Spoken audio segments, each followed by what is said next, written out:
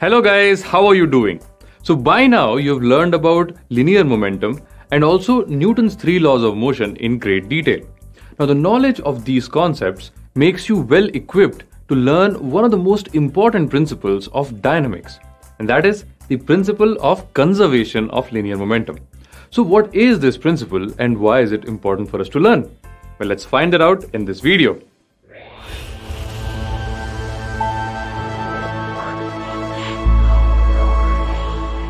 So let's begin by recapping the concept of linear momentum first.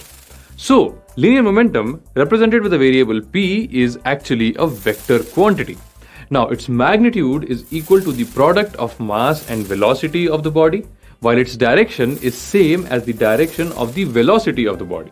So if I have an object of mass 5 kilograms that is moving at a velocity 6 meters per second towards the right direction, I can say that the momentum possessed by this body is nothing but 5 times 6 or 30 kg meters per second.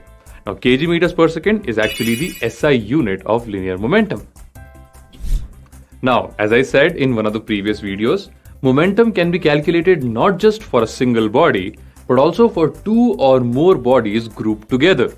So when we group two or more bodies together for our analysis, we call them a system of bodies or a system of particles. The net momentum of the system comes out to be simply the vector sum of the individual momentums of the constituent bodies. Let's take an example to understand this better. Let's consider two blocks A and B of masses 2 kilograms and 5 kilograms respectively. Block A moves towards the right direction at a velocity 4 meters per second, while block B moves towards the left direction at a velocity 2 meters per second. Now, if I consider block A and block B together as one system in my analysis, I can say that the net momentum of this system is nothing but PA plus PB, where PA is the momentum of block A, while PB is the momentum of block B. But remember guys, this is a vector sum. So we have to keep their directions in mind while adding them. Now here we are representing directions with signs or sign convention. So we have to take care of the signs of PA and PB before adding them. So the value of PA comes out to be 2 times plus 4 or plus 8 kg meters per second. Now positive sign here represents the right direction. Similarly, the value of PB comes out to be 5 times minus 2 or minus 10 kg meters per second. Negative sign here represents the left direction. Now tell me, what is the value of PA plus PB? Well, it's nothing but plus 8 minus 10 kg meters per second, which comes out to be minus 2 kg meters per second. So the net momentum of the system that consists of block A and B together comes out to be 2 kg meters per second in the left direction, because negative sign here represents left direction. Now, our system can have 3, 4 or even more number of bodies. And in that case as well, the method of calculating the net momentum would say exactly the same. We have to do a vector sum of individual momentums of all the constituent particles. It's that easy. Okay. So now that you understand system of particles completely, we can go ahead and talk about the principle of conservation of linear momentum, which is basically applicable on a system of bodies. Now there are two main statements which describe this principle. The first statement says that if the net external force acting on a system is 0, its total linear momentum stays constant or conserved. Now this is the main statement of this principle guys, but we can say the same thing in an alternate way as well, and that's what the second statement is. The second statement says that the internal forces of a system do not change its total linear momentum, or in other words, total linear momentum of a system stays unaffected by the internal forces. Now I know there are some things you might not understand after seeing these statements right away. And on top of that, we have terms like the internal and the external forces used in the context of a system of bodies, which I am sure are alien to you right now. So let me break them down for you. So let's reconsider the blocks A and B once again, but this time imagine that instead of traveling on two different paths, both the blocks are traveling on the same path in the opposite directions. So what does this mean? Well, this means that these two blocks are on a collision course now. So tell me, when these blocks collide, they clearly apply large amounts of force on each other, right? And due to which their velocities completely change. Now, our common sense tells us that if their velocities change, their individual momentums would also change. And if their individual momentums change, the total momentum of the system consisting of blocks A and B together would also change, right? Well, wrong. The principle of conservation of linear momentum disagrees with your common sense. You see, when we choose to call block A and B together as one system, the forces that they apply on each other during collision become the internal forces of the system. So from here, we can define internal forces as the forces exerted by the bodies of the same system on each other. Now, internal forces can change the momentums of individual bodies, but internal forces cannot change the total momentum of the system. That's what the second statement of the conservation of linear momentum says. This means that if the momentum of one body increases due to the action of an internal force, the momentum of some other body of the same system should decrease to counter that effect such that the total momentum of the system stays constant or conserved. So guys, despite the collision, the value of the total momentum of the system does not change because the forces applied during the collision are merely the internal forces of the system. Now, if you ask me, that's a fascinating conclusion, guys. But let's go ahead and try understanding the meaning of the word external force in the context of a system of bodies. So, external forces are the forces exerted by outside entities on the bodies of a system. So, you can see that external forces are clearly different or opposite of internal forces. Internal forces stay within a system, while external forces are applied by outside entities onto the bodies of a system. Now, it turns out that when external forces act, the total momentum of the system does get changed or does get affected.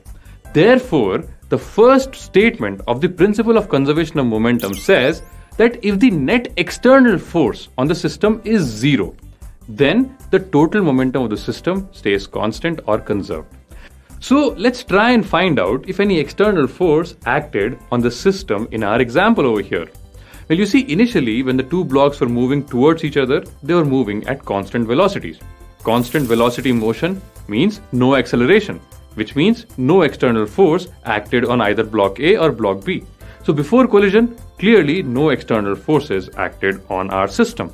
Now during the collision, the forces applied by the two blocks on each other were internal forces, and once again, no external forces acted on the system. Now after collision, the two bodies move again with constant velocities, which means no external forces acted on them once again. So throughout the motion of the two bodies, no external forces acted on them. This in turn means that the net external force on our system over here was zero. And that means that the total linear momentum of the system stayed conserved or did not change despite the collision. So as far as this video is concerned, I am done here, guys. But I know there are some of you who are more technically minded and don't get satisfied until you see a mathematical proof of the concept. Therefore, I'm going to prove the principle of conservation of linear momentum using Newton's second law of motion. And to do that, I'm going to imagine two balls, 1 and 2, of masses m1 and m2 respectively, traveling in the same direction at velocities u1 and u2 respectively. Now, for the sake of this demonstration, imagine that the magnitude of u1 is greater than u2, so that a collision takes place between the two balls. And after collision, the velocity of ball 1 becomes v1 and the final velocity of ball 2 becomes v2. Now, considering ball 1 and 2 together as one system, we can say that the initial momentum of the system is nothing but m1u1 plus m2u2. Similarly, after collision, we can say that the final momentum of the system is m1v1 plus m2v2.